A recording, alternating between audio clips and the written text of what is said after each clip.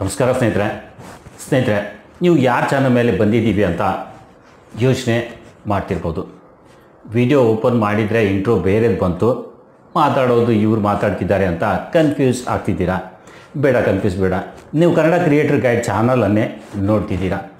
ಆದರೆ ಇವತ್ತಿನ ಈ ವಿಡಿಯೋದಲ್ಲಿ ನಾನು ಈ ಫಸ್ಟ್ ನೀವೇನು ಇಂಟ್ರೋ ನೋಡಿದ್ರಲ್ಲ ಅವ್ರ ಬಗ್ಗೆನೇ ಮಾತನಾಡೋದೇನು ಸ್ನೇಹಿತರೆ, ಅವರನ್ನೇ ನಮ್ಮ ಚಾನಲ್ ಮೇಲೆ ಇವತ್ತು ಇನ್ವೈಟ್ ಮಾಡ್ತಿದ್ದೇನೆ.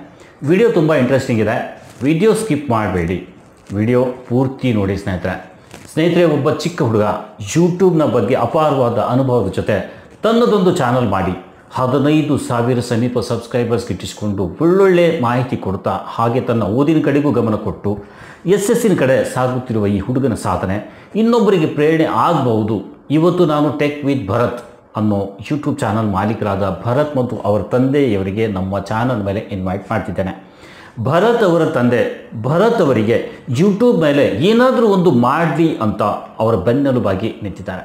ಯಾಕೆ ಅವರ ತಂದೆ ಅವರ ಸಹಾಯಕ್ಕೆ ನಿಂತಿದ್ದಾರೆ ಅಂದರೆ, ಆ ಮಗುವಿನಲ್ಲಿ ಇರೋ ಟೆಕ್ನಾಲಜಿಯ ಮಾಹಿತಿ ಅದನ್ನು ಅರಿತು ಅವರನ್ನು ಇದರಲ್ಲಿ ಇನ್ನಷ್ಟು ಅನುಭವ ಬೆಳೆಯಲಿ, ಅದರ ಜೊತೆಗೆ ಜನರಿಗೂ ತಿಳಿಸಲಿ ಅಂತ. ಅದು ಅಲ್ಲದೆ ಅವರ ಸಾಧನೆಯ ಹಾದಿಯಲ್ಲಿ ಯಾವುದೇ ತೊಡಕು ಆಗದೇ ಇರಲಿ ಅಂತ ಯೂಟ್ಯೂಬ್ ಚಾನಲ್ ನಡೆಸಲು ಬೇಕಾದ ಎಲ್ಲ ರೀತಿಯ ಸಹಾಯ ಇವರು ಮಾಡ್ತಿದ್ದಾನೆ. ಈಗಿನ ಸಮಯದಲ್ಲಿ ಸ್ನೇಹಿತರೆ, ಆಫ್ಲೈನ್ ವಿದ್ಯೆಯ ಜೊತೆ ಆನ್ಲೈನ್ ವಿಡಿಯೋ ಕೂಡ ಅಷ್ಟೇ ಮುಖ್ಯವಾಗಿದೆ ಸ್ನೇಹಿತರೆ. ಆದರೆ ಸರಿಯಾದ ಕ್ರಮದಲ್ಲಿ ನಾವು ಅದನ್ನು ಬಳಸಿಕೊಳ್ಳಬೇಕು ಅಷ್ಟೇ. ಟೆಕ್ ವಿತ್ ಭರತ್ ಇದನ್ನು ಸರಿಯಾಗಿ ಬಳಸಿಕೊಂಡು ತನ್ನ ಗುರಿಯ ಕಡೆಗೆ ಸಾಗುತ್ತಿರುವುದು ನೋಡಿ. ಯಾಕೆ ನಾವು ಇವರ ಬಗ್ಗೆ ಇನ್ನಷ್ಟು ತಿಳಿಯಬಾರ್ದು ಅಂತ ಇವತ್ತು ಇವರನ್ನು ನಮ್ಮ ಚಾನಲ್ ಮೇಲೆ ಇನ್ವೈಟ್ ಮಾಡ್ತಿದ್ದೇನೆ. ಇದರಿಂದ ಇನ್ನೊಬ್ಬರಿಗೆ ಒಂದು ಯೂಟ್ಯೂಬ್ ಚಾನಲ್ ಮಾಡಬೇಕು ಅನ್ನೋರಿಗೆ ಸಹಾಯ ಆಗ್ಬೋದು ಅನ್ನೋ ಉದ್ದೇಶ. ಬರೀ ಜಾಸ್ತಿ ಟೈಮ್ ವೇಸ್ಟ್ ಮಾಡದೆ ಅವರನ್ನು ನಮ್ಮ ಚಾನಲ್ ಮೇಲೆ ಇನ್ವೈಟ್ ಮಾಡೋಣ, ಅವ್ರ ಬಗ್ಗೆ ಇನ್ನಷ್ಟು ನಾವು ತಿಳಿಯೋಣ ಸ್ನೇಹಿತರೆ. ವಿಡಿಯೋ ಸ್ಟಾರ್ಟ್ ಮಾಡೋಕ್ಕಿಂತ ಮುಂಚೆ ಒಂದು ಚಿಕ್ಕ ರಿಕ್ವೆಸ್ಟ್, ನೀವಿನ್ನೂ ನಮ್ಮ ಈ Kannada creator guide channel subscribe ಮಾಡಿಕೊಂಡಿಲ್ಲದಿದ್ದರೆ ಈಗಲೇ ಚಾನಲ್ ಸಬ್ಸ್ಕ್ರೈಬ್ ಮಾಡಿಕೊಂಡು ಬೆಲ್ ಬಟನ್ ಒತ್ತಿ ಆಲ್ ಸೆಲೆಕ್ಟ್ ಮಾಡಿ. ಬನ್ನಿ, ಟೈಮ್ ವೇಸ್ಟ್ ಮಾಡದೆ ವಿಡಿಯೋ ಸ್ಟಾರ್ಟ್ ಮಾಡೋಣ, ಅವರನ್ನು ನಮ್ಮ ಚಾನಲ್ ಮೇಲೆ ಇನ್ವೈಟ್ ಮಾಡೋಣ. ನಮಸ್ಕಾರ ಭರತ್ ಸರ್, ನಿಮಗೂ ಕೂಡ ನಮಸ್ಕಾರ. ನಮ್ಮ ಈ ಕನ್ನಡ ಕ್ರಿಯೇಟರ್ ಗೈಡ್ ಚಾನಲ್ ಮೇಲೆ ಸ್ವಾಗತ ಸರ್. ಹೇಗಿದ್ದೀರಾ ಹೇಳಿ ಸರ್? ಸೂಪರ್ ಆಗಿದ್ದೀನಿ ಸರ್. ನಿಮಗೂ ನಮಸ್ಕಾರ ಸರ್. ನಮಸ್ಕಾರ ಸರ್. ನಮಸ್ಕಾರ. ಸ್ನೇಹಿತರೆ, ಇವ್ರ ಬಗ್ಗೆ ನಿಮಗೆಲ್ಲರಿಗೂ ಗೊತ್ತೇ ಇದೆ. ಇವರನ್ನು ನಾನು ಪರಿಚಯ ಮಾಡಿಕೊಡೋ ಅಗತ್ಯ ಇಲ್ಲ ಅನಿಸ್ತಿದೆ. ಯಾಕಂದರೆ ಇವರು ಆಲ್ರೆಡಿ ಆ ಮಟ್ಟಕ್ಕೆ ಬೆಳೆದಿದ್ದಾರೆ. ಆದರೂ ನಮ್ಮ ಕರ್ತವ್ಯ ಸ್ನೇಹಿತರೆ ಬಂದವರ ಪರಿಚಯ ಮಾಡಿಕೊಡೋದು. ಸ್ನೇಹಿತರೆ, ಇವರು ಟೆಕ್ ವಿತ್ ಭರತ್ ಅಂತ. ಇವರು ಕೂಡ ಯೂಟ್ಯೂಬ್ ಬಗ್ಗೆ, ಆ್ಯಡ್ಸನ್ಸ್ ಬಗ್ಗೆ, ಯೂಟ್ಯೂಬ್ನ ಹೊಸ ಅಪ್ಡೇಟ್ ಬಗ್ಗೆ ಅಲ್ಲದೆ ಹೊಸ ಸ್ಮಾರ್ಟ್ಫೋನು, ಹೊಸ ಗ್ಯಾಜೆಟ್ಸ್ ಬಗ್ಗೆನೂ ಇವರು ತಮ್ಮ ಚಾನಲ್ ಮೇಲೆ ಮಾಹಿತಿ ಕೊಟ್ಟು ವಿಡಿಯೋ ಹಾಕ್ತಾರೆ. ತುಂಬ ಒಳ್ಳೆ ಇನ್ಫಾರ್ಮೇಷನ್ ಇರುತ್ತೆ, ನೀವು ಇವ್ರ ಚಾನಲ್ ಮೇಲೆ ಹೋಗಿ ನೋಡ್ಬೋದು ಸ್ನೇಹಿತರೆ. ತುಂಬ ಒಳ್ಳೆ ಕಂಟೆಂಟ್ ಹಾಕ್ತಿದ್ದಾರೆ ಸರ್. ಈ ರೀತಿ ಕಂಟೆಂಟ್ ಹಾಕಬೇಕು ಅಂತ ನೀವು ಏನಾದರೂ ಡಿಸೈಡ್ ಮಾಡಿ ಈ ಕೆಲಸ ಸ್ಟಾರ್ಟ್ ಮಾಡಿದ್ದ ಹೇಗೆ ಹೇಳಿ? ಎಸ್ ಸರ್, ಫಸ್ಟು ರಿಸರ್ಚ್ ಮಾಡೋದು. ಈಗ ಒಂದು ಇನ್ಫಾರ್ಮೇಷನ್ ಅಥವಾ ಒಂದು ವಿಡಿಯೋಸ್ ಮಾಡಬೇಕಂದ್ರೆ ರಿಸರ್ಚ್ ಮಾಡ್ತೀವಿ. ಫೇಕ್ ಇನ್ಫಾರ್ಮೇಷನ್ ಕೊಡೋಕ್ಕಾಗಲ್ಲ. ಬಿಕಾಸ್ ಫೇಕ್ ಇನ್ಫಾರ್ಮೇಷನ್ ಕೊಟ್ಟರೆ ಏನು ಚಿಕ್ಕ ಯೂಟ್ಯೂಬರ್ಸ್ ಇದೆ, ಅವ್ರಿಗೆ ಚಾನಲ್ ಮಾನಿಟೈಸೇಷನ್ ಆನ್ ಆಗಲ್ಲ. ಫೇಕ್ ಇನ್ಫಾರ್ಮೇಷನ್ ಸಿಗುತ್ತೆ. ನಿಜವಾದ ಇನ್ಫಾರ್ಮೇಷನ್ ಸಿಗ್ತರೆ, ಬರುತ್ತೆ ಈ ರೀತಿಯಾಗಿ ಈ ಪಾಲಿಸಿ ಫಾಲೋ ಮಾಡಬೇಕು, ಈ ಪಾಲಿಸಿ ಫಾಲೋ ಮಾಡ್ರೆ ನನ್ನ ಚಾನಲ್ ಮಾನಿಟೈಸೇಷನ್ ಆನ್ ಆಗೋದು, ಇಲ್ಲ ಅಂದರೆ ಇಲ್ಲ. ಸೊ ಪೂರ್ತಿ ವಿಡಿಯೋ ಮಾಡೋಕ್ಕಿಂತ ಮುಂಚೆ ಈ ಟಾಪಿಕ್ ಬಗ್ಗೆ ರಿಸರ್ಚ್ ಮಾಡಿಬಿಟ್ಟು ಅದ್ರ ಬಗ್ಗೆ ವಿಡಿಯೋಸ್ ಮಾಡ್ತೀನಿ ಸರ್. ಓಕೆ ಭರತ್, ನೀವು ಯೂಟ್ಯೂಬ್ ಮೇಲೆ ಚಾನಲ್ ಮಾಡಿ ನಾನು ಕೂಡ ಏನಾದರೂ ಕಂಟೆಂಟ್ ಅಪ್ಲೋಡ್ ಮಾಡಬೇಕು ಅಂತ ನಿಮಗೆ ಯಾವಾಗ ಅನಿಸಿತು ಮತ್ತು ಯಾಕೆ, ಇದು ಹೇಳಿ ಫಸ್ಟ್. ಸರ್, ಫಸ್ಟು ನಾನು ಸ್ಕೂಲಿಂದ ಬಂದು ಗೇಮ್ ಆಡ್ತಿದ್ದೆ ಸರ್. ನಾನೆಲ್ಲ ಚೆನ್ನಾಗಿ ಓದ್ತಿದ್ದೆ, ಅವಾಗೆಲ್ಲ ಫಸ್ಟ್ ರ್ಯಾಂಕು, ಈಗಲೂ ಅಷ್ಟೇ ಫಸ್ಟ್ ರ್ಯಾಂಕ್ ಸರ್. ಬೇಕಾದ್ರೆ ನಾನು ಕಮ್ಯುನಿಟಿ ಪೋಸ್ಟಲ್ಲಿ ಹೋಗಿ ನೋಡ್ಬೋದು, ಪೋಸ್ಟ್ ಮಾಡಿದ್ದೀನಿ. ಈಗಲೂ ಅಷ್ಟೇ ಫಸ್ಟ್ ರ್ಯಾಂಕ್ ಬಂದಿದ್ದೀನಿ. ಆ್ಯಕ್ಚುಲಿ ಏನಂದರೆ ಸರ್, ಓದ್ಕೊಂಬಿಟ್ಟು ಹೋಮ್ವರ್ಕ್ ಬರ್ಬಿಟ್ಟೆಲ್ಲ ಗೇಮ್ ಆಡ್ತಿದ್ದೆ. ನಾನು ಗೇಮ್ ಆಡ್ತಿದ್ನಲ್ಲ, ಅದ್ರಗೋಸ್ಕರ ನಮ್ಮ ತಂದೆ ಬೈತಿದ್ರು ಜಾಸ್ತಿ. ಏನಂತ ಗೇಮ್ ಆಡ್ತೀಯ ಭರತ್, ಸುಮ್ಮನೆ ಅದು ಟೈಮ್ ವೇಸ್ಟು, ಅದ್ರ ಬದಲು ಟ್ಯಾಲೆಂಟ್ ಏನು ನಿಂದು ತೋರಿಸು ಅಂತ ಹೇಳಿದ್ರು. ಸೊ ಅದ್ರಗೋಸ್ಕರ ಯೂಟ್ಯೂಬ್ ನೋಡ್ತಿದ್ದೆ ಜಾಸ್ತಿ. ಎಸ್ಪೆಷಲಿ ಟೆಕ್ಕಿಂಗ್ ಕನ್ನಡ ವಿಡಿಯೋಸು ತುಂಬ ಇಷ್ಟ ಆಯಿತು ನನಗೆ. ಫಸ್ಟ್ ನಾನು ಇಂಗ್ಲೀಷ್ನಲ್ಲಿ ಎಜುಕೇಷನ್ ಅಥವಾ ಏನಿದೆ ಜನರಲ್ ಕ್ವಶನ್ಸ್ ಬಗ್ಗೆ ಮಾಡೋಣ ಅಂತ ಇದ್ದೆ ಸರ್. 2-3 ವಿಡಿಯೋಸ್ ಮಾಡಿದೆ, ಅದೇನು ಅಷ್ಟೊಂದು ಸಕ್ಸಸ್ ಆಗಿಲ್ಲ. ಅದ್ರಗೋಸ್ಕರ ನನ್ನ ತಂದೆ ಹೇಳಿದ್ರು, ಭರತ್ ನೀವು ಟೆಕ್ ಬಗ್ಗೆ ಮಾಡ್ರೆ ಚೆನ್ನಾಗಿ ಒಂದೇನು ರೀಚ್ ಸಿಗುತ್ತಂತ. ಸೊ ಅದ್ರ ಬಗ್ಗೆ ಟೆಕ್ನಾಲಜಿ ಬಗ್ಗೆ ಫಸ್ಟು ನಾನು ಮುಂಚೆ ನಾನು ಎಜುಕೇಷನ್ ಬಗ್ಗೆ ಮಾಡಿದೆ, ಅಂದರೆ ಜನರಲ್ ನಾಲೆಜು. ಆಮೇಲೆ ಟೆಕ್ನಾಲಜಿ ಬಂದೆ. ಟೆಕ್ನಾಲಜಿ ಬಂದಾಗ 1 by 1 ನಾನು ನನ್ನ ತಂದೆ ಪ್ರಾಡಕ್ಟ್ಸ್ ಎಲ್ಲ ತರಿಸಿದ್ರು. ಫಸ್ಟು ಮೈಕ್ ತರಿಸಿದ್ರು, ಆಮೇಲೆ ಗ್ರೀನ್ ಸ್ಕ್ರೀನು, ಮತ್ತು 1 by 1 ಎಲ್ಲ ಅನ್ಬಾಕ್ಸಿಂಗ್ ಮಾಡಿದೆ ಸರ್. ಸೊ ಈ ರೀತಿ ನನ್ನ ಯೂಟ್ಯೂಬ್ ಜರ್ನಿ ಸ್ಟಾರ್ಟ್ ಆಯಿತು. ಆಮೇಲೆ ಸರ್ ಯೂಟ್ಯೂಬ್ ಇನ್ಫಾರ್ಮೇಷನ್ ಹೇಗೆ ಕಲ್ತ್ಕೊಂಡೆ ಅಂತ ಅಂದರೆ, ಈಗ ನಾನು ಸಾಮಾನ್ಯವಾಗಿ ಲೈವ್ ಮಾಡ್ತಿದ್ದೆ ಸರ್, ವಾಚ್ ಅವರ್ ಕಂಪ್ಲೀಟ್ ಮಾಡೋಕ್ಕೋಸ್ಕರ. ಅವಾಗಲ ತುಂಬ ಟಫ್ ಇತ್ತು. ಸಬ್ಸ್ಕ್ರೈಬರ್ಸ್ ಫಸ್ಟ್ ಎಲ್ಲ ಮಾಡ್ಕೊಂಬಿಟ್ಟೆ ಈಸಿ ಆಗಿ, ಬಿಕಾಸ್ ವ್ಯಾಪಾರದಲ್ಲಿ ಬರ್ತಾ ಇರ್ತಾರೆ. ಸೊ ಅಲ್ಲೇ ಸಬ್ಸ್ಕ್ರೈಬ್ ಮಾಡಿಸ್ಬಿಟ್ಟು ಅಲ್ಲೇ 1000 ಸಬ್ಸ್ಕ್ರೈಬರ್ ಕಂಪ್ಲೀಟು. ಆದರೆ ಲೈವಲ್ಲಿ 4000 ವಾಚ್ ಅವರ್ಸ್ ಕಂಪ್ಲೀಟ್ ಮಾಡ್ಬೇಕಂತ ಲೈವ್ ಬಂದೆ ಒಂದ್ಸತಿ. ಒಂದೆರಡು ಲೈವ್ ಮೊಬೈಲಲ್ಲಿ ಮಾಡಿದೆ ಸರ್. ಆಮೇಲೆ ಪಿ ಸಿನಲ್ಲಿ ಮಾಡಿದೆ, ಬಿಕಾಸ್ ತುಂಬ ಜನ ಇರ್ತಿದ್ರು ಬರೋ ಪಿ ಸಿನಲ್ಲಿ ಮಾಡು, ಸ್ವಲ್ಪ ಅಕ್ಯುರೇಟ್ ರೀಡಿಂಗ್ಸ್ ಬರುತ್ತೆ, ಆಮೇಲೆ ಚೆನ್ನಾಗಿರುತ್ತೆ ಅಂತ. ಸೊ ಪಿ ಸಿನಲ್ಲಿ ಲೈವ್ ಮಾಡಿದಾಗ ನಾನು ಅವಾಗ ಜಸ್ಟ್ 11 years ಇದ್ದೆ ಸರ್. ಅದ್ರಗೋಸ್ಕರ ಯೂಟ್ಯೂಬ್ ಅವ್ರು ನನಗೆ ಕಮ್ಯುನಿಟಿ ಗೈಡ್ಲೈನ್ ಸ್ಟ್ರೈಕ್ ಕೊಟ್ಟರು, ಬಿಕಾಸ್ ಚೈಲ್ಡ್ ಸೇಫ್ಟಿ ಪಾಲಿಸಿ. ಅಂದರೆ ನಾನು ಅಂಡರ್ 13+ ಮಿನಿಮಮ್ ಇರಬೇಕು. ಆಮೇಲೆ ಅದು 18+ ಪಾಲಿಸಿ ಎಲ್ಲ ಬರುತ್ತೆ. ಮಿನಿಮಮ್ 13+ ಇರಬೇಕು. ಸೊ ಅದ್ರಗೋಸ್ಕರ ಅವಾಗಿಂದ ಏನೋ ಇದೆ ಯೂಟ್ಯೂಬ್ನಲ್ಲಿ ಏನೋ ಇನ್ಫಾರ್ಮೇಷನ್ ಇದೆ, ಅದ್ರ ಬಗ್ಗೆ ತಿಳ್ಕೊಬೇಕು ಅಂತ ಆಸಕ್ತಿ ಬಂತು.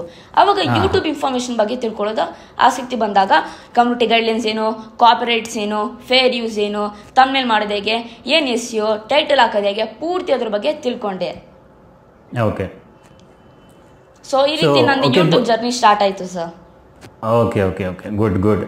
ಓಕೆ ಭರತ್, ನೀವು ನಿಮ್ಮ ಈ ಓದಿನ ಜೊತೆ ಯೂಟ್ಯೂಬ್ ಮಾಡ್ತಿದ್ದೀರಾ, ನಿಮಗೆ ಇದರಿಂದ ಏನಾದರೂ ತೊಂದರೆ ಅನಿಸುತ್ತಾ? ಯಾಕೆ ಈ ಪ್ರಶ್ನೆ ಅಂದರೆ, ಯೂಟ್ಯೂಬ್ ಮಾಡಬೇಕಾದ್ರೆ ನಾವು ಮಾಡ್ತಿರೋದು ಮಾಡುತ್ತಾ ಯೂಟ್ಯೂಬ್ ಮಾಡ್ಬೋದಾ ಅನ್ನೋದು ಅದು ಹೇಳಿ ಸರ್. ಮಾಡ್ಬೋದು ಸರ್, ಆದರೆ ನಾನು 90% ಸ್ಟಡೀಸ್ ಬಗ್ಗೆ ಗಮನ ಕೊಡ್ತಿದ್ದೀನಿ. ಅದ್ರಗೋಸ್ಕರ ನಾನು ರೀಡಿಂಗ್ಸ್ನಲ್ಲಿ ತುಂಬ ಫಸ್ಟ್ ರ್ಯಾಂಕ್ ಇದ್ದೀನಿ. ಅದ್ರಗೋಸ್ಕರ ಬಿಕಾಸ್ ಯೂಟ್ಯೂಬ್ ಇರೋ 10% ಅಷ್ಟೇ, ನಿಮಗಿದ್ದು 90% ನಾನು ಸ್ಟಡೀಸ್ ಮೇಲೆ ಗಮನ ಕೊಡ್ತೀನಿ ಸರ್. ಏನಂದರೆ ಸರ್, ಈಗ ನಾನು ವೀಕೆಂಡ್ಸ್ ಅಂದರೆ ಸ್ಯಾಟರ್ಡೆ ಅಥವಾ ಸಂಡೇ ಬಂದು 4-5 ವಿಡಿಯೋಸ್ ಮಾಡಿ ಎಡಿಟಿಂಗ್ ಮಾಡಿ ಇಕ್ತೀನಿ. ಅದೆಲ್ಲ ಪ್ರೈವೇಟಲ್ಲಿ ಇಕ್ಕಿರ್ತೀನಿ. ನಮ್ಮ ತಂದೆ ಎಲ್ಲ ಅಪ್ಲೋಡ್ ಮಾಡ್ಕೊತಾರೆ. ಏನಂತ ಅಂದರೆ ಇಲ್ಲಿ ಯೂಟ್ಯೂಬ್ನಲ್ಲಿ ಬಂದಾಗ ಸ್ಟಡಿ ಜೊತೆ ಮೇಂಟೈನ್ ಮಾಡ್ಬೇಕಂದ್ರೆ ಮಾಡ್ಬೋದು, ಒಳ್ಳೆ ಸಜೆಷನ್. ಆದರೆ ಒಂದು ಸಜೆಷನ್ ಅಂತ ಅಂದರೆ ನಿಮ್ಮ ಓನ್ ಕಾಂಟೆಂಟು ಚೆನ್ನಾಗಿರಬೇಕು, ತಮ್ನೇಲು ಟೈಟಲ್ ಚೆನ್ನಾಗಿರಬೇಕು, SEO ಚೆನ್ನಾಗಿ ಮಾಡಬೇಕು.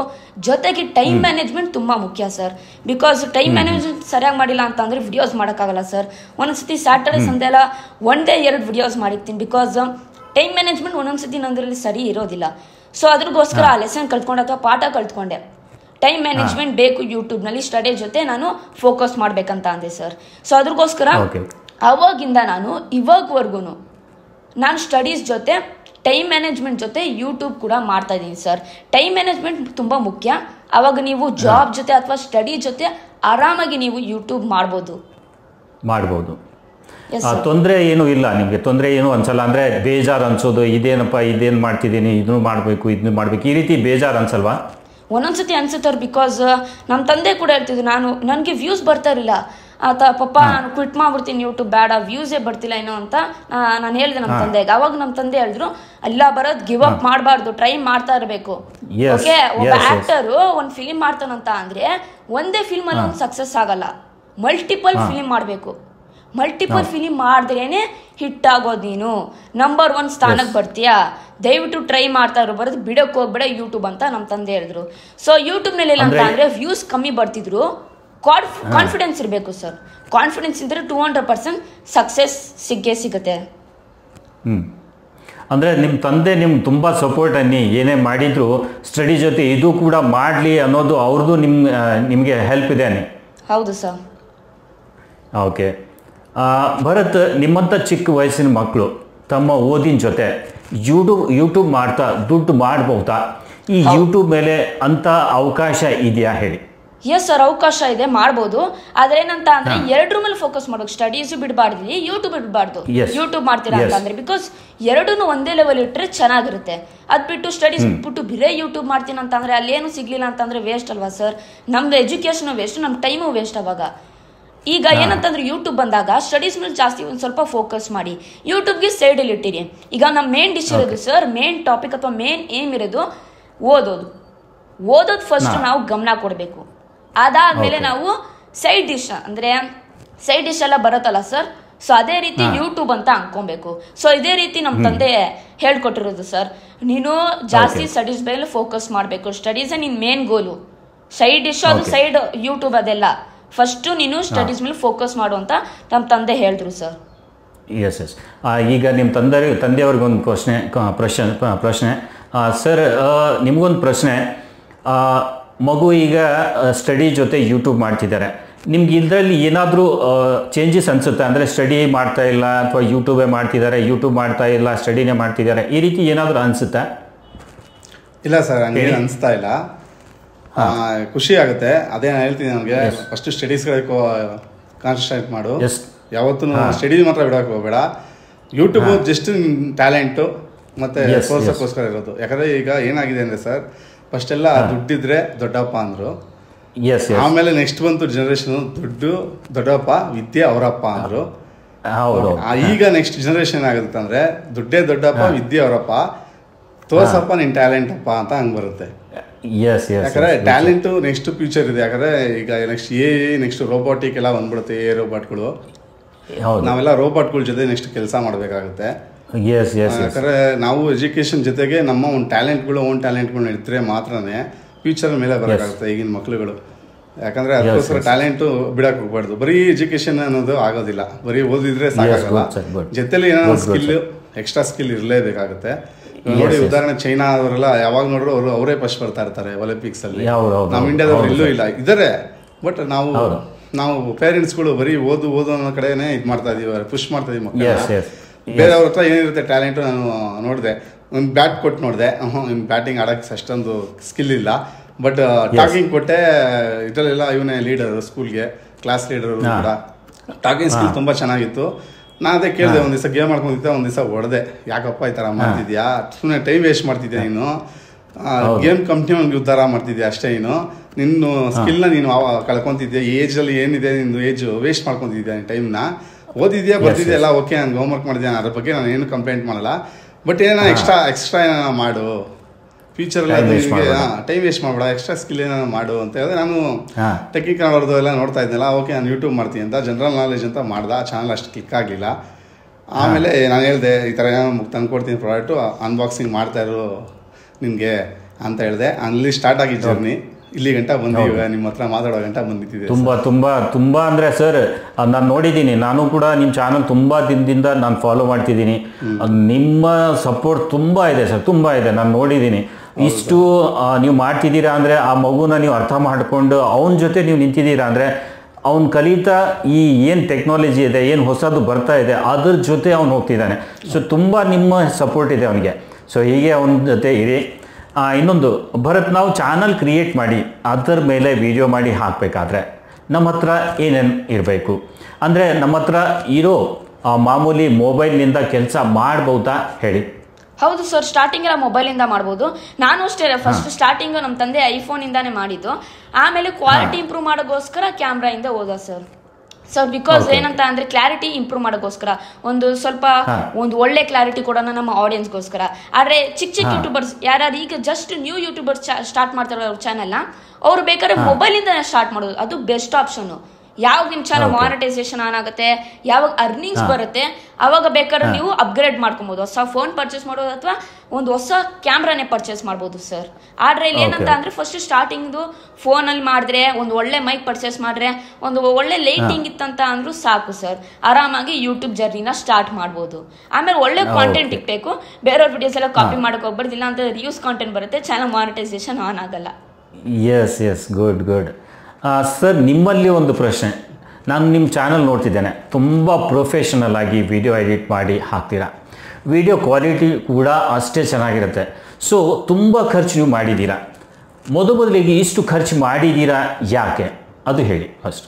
ಸರ್, ನಾನೇನು ಅಂದ್ಕೊಂಡೆ ಗೊತ್ತಾ, ಎಲ್ಲರೂ ಏನಂದ್ರು, ನಾನು ಎಲ್ಲ ಯೂಟ್ಯೂಬರ್ ಥರನೇ ಈಗ ಫೇಕ್ ವಿಡಿಯೋಸ್ಗಳು ನೀವೇ ನೋಡ್ತಿದ್ದೀರಾ, ಲಕ್ಷ ವಿಡಿಯೋ ಮಾಡಿ ಅಂತ. ಹೀಗೆ ದುಡ್ಡು ಹಿಡ್ಕೊಂಡು ಒಬ್ರು ಯೂಟ್ಯೂಬರ್ಗಳು ತೋರಿಸ್ರು, ನೋಡಿ ನಾನು ಇಷ್ಟು ಲಕ್ಷ ದುಡಿತಿದ್ದೀನಿ, ಇಷ್ಟು ಸಾವಿರ ದುಡಿತಾ ಇದ್ದೀನಿ ಅಂದ್ರೆ. ನಾನು ಅಂದ್ಕೊಂಡೆ, ನನ್ನ ಮಗನಿಗೆ ಟ್ಯಾಲೆಂಟ್ ಇದೆ, ಯೂಟ್ಯೂಬ್ ಮಾಡಿದಷ್ಟು ಕನ್ನಡ ಜನ ಚೆನ್ನಾಗಿ ನೋಡ್ಬಿಟ್ಟು ವ್ಯೂಸ್ ಬಂದ್ಬಿಡುತ್ತೆ, ನಾನು ಇದು ಒಂದು ವರ್ಷದಲ್ಲೇ ಮೋಸ್ಟ್ಲಿ ಡಬಲ್ ಮಾಡ್ಕೊಬೋದು ಅಂದ್ಬಿಟ್ಟು ನಾನು ಕೂಡ ತುಂಬಾನೇ ಏನು ಮಾಡಿದೆ, ಸ್ಪೆಂಡ್ ಮಾಡಿಬಿಟ್ಟೆ. ನಾನು ಸಾಲ ಮಾಡಿ ಇರೋದು ಹೇಳ್ತೀನಿ. ಯಾಕಂದ್ರೆ ಎಲ್ಲರ ಮೈಂಡಲ್ಲಿ ಇರೋದಿದೆ.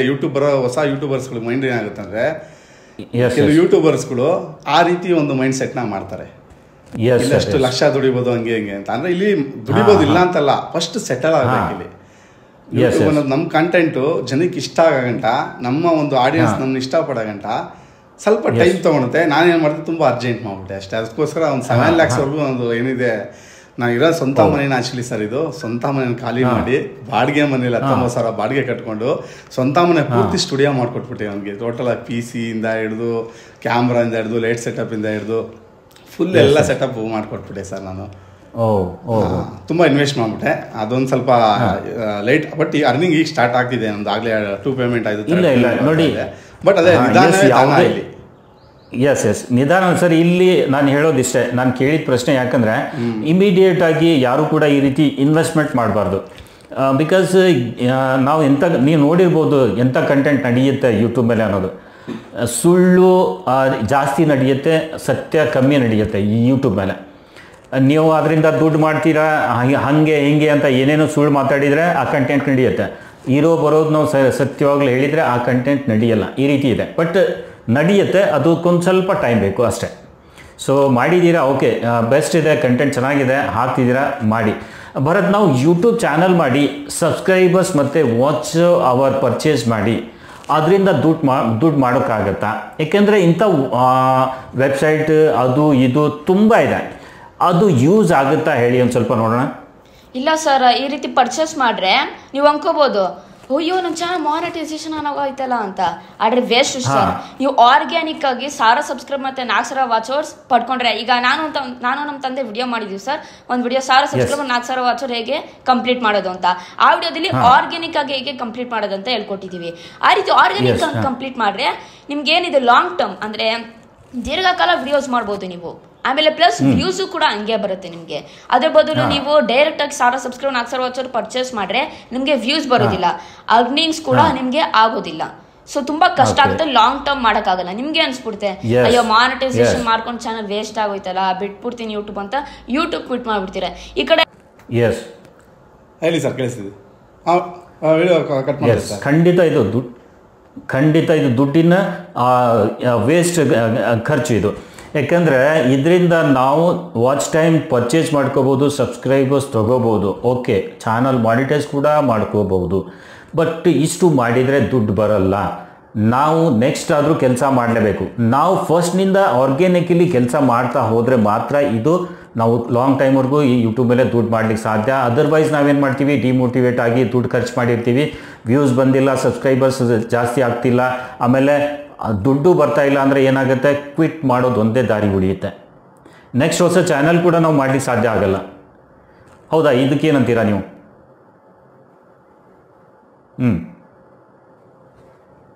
ಹಾಂ ಹಾಂ ಹಾಂ